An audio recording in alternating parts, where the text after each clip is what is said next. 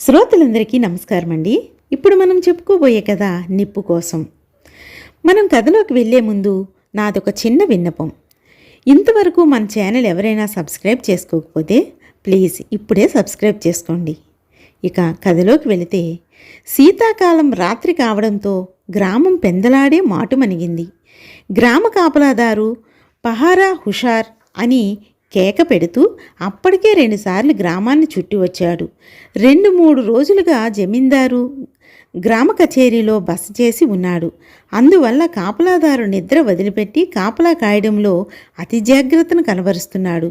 బాగా చలివేయడంతో అతనికి చుట్ట కాల్చాలనిపించింది. జేబులు చూసుకుంటే చుట్ట ఉంది కానీ అగ్గిపెట్టి కనిపించలేదు. ఎదురుగా ఉన్న గుడిసె ముందుకు వెళ్ళి కేక పెట్టాడు. వెదుళ్ళ తలుపును తెరుచుకొని ఒక ముసలావిడ బయటకు వచ్చి, "ఏం కావాలి నాయనా?" అని అడిగింది. "అవ్వా, మీ ఇంటి పొయ్యిలో నిప్పు ఉంటే ఒక కనికి తీసుకురా, చుట్ట కాల్చుకోవాలి" అన్నాడు కాపలాదారు. "కొన్ని రోజులుగా పొయ్యి రాజేయలేదు నాయనా.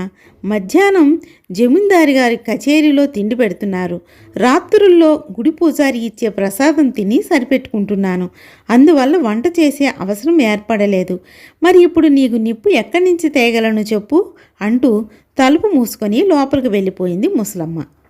కాపలాదారు పక్కింటి వాకిట్లో నిలబడి కేక వేసి పిలిచి బయటకు వచ్చిన పెద్ద మనిషిని, "బాబు, నీ దగ్గర అగ్గిపెట్టి ఉందా? లేకుంటే పొయ్యిలో నిప్పైనా ఉంటే చూడు, చలి చంపేస్తుంది, చుట్ట కాల్చుకోవాలి" అన్నాడు. "రెండూ లేవు నాయనా. పక్కింటి నుంచి నిప్పు తెచ్చుకొని పొయ్యి ముట్టించుకుంటున్నాము. వంట కాగానే నా భార్య నీళ్లు చల్లి పొయ్యి ఆర్పేసింది.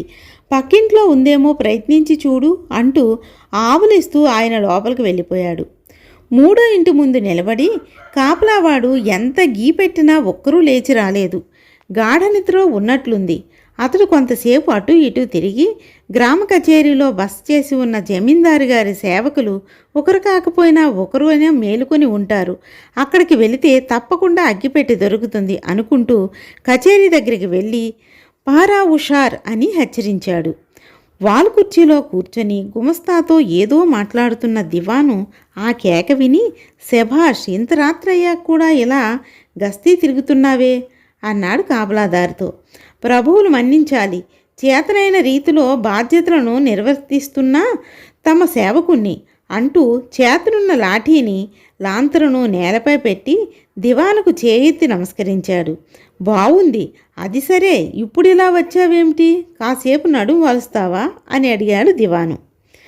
కాపలాదారు నాలుగు వెళ్ళబెట్టి, "అయ్యో, ఎంత మాట! రాత్రిపూట నడుం వాల్చడమా ప్రభు? కంటి మీద రెప్ప వేయకుండా తెల్లవార్లు గస్తీ తిరుగుతూ ఈ గ్రామాన్ని కాపాడడం నా బాధ్యత కదా. కానీ కాసేపు ఆగి చలిగా ఉంది, చుట్ట కాల్చుకోవడానికి నిప్పు కావలసి వచ్చి ఇలా వచ్చాను అంతే" అన్నాడు. "చుట్టకు నిప్పు కావాలా? భలేవాడివే. చేతిలో లాంతరు ఉంది కదా, దాంతో ముట్టించుకోకూడదా? అందులో వెలిగేది నిజమైన దీపం కాదా?" అని అడిగాడు దివాను నవ్వుతూ.